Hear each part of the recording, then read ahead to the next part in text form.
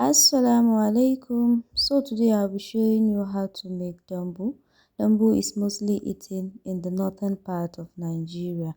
So here is my maize grit. You can use rice grit too.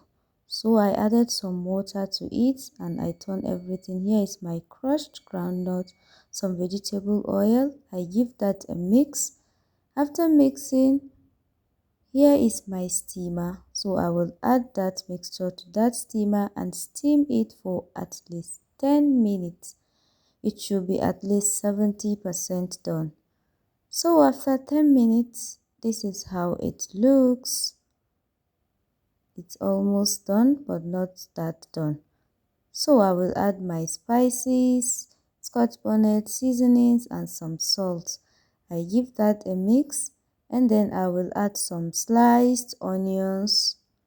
Here is my moringa leaves. You can use dry one if you don't have the fresh one.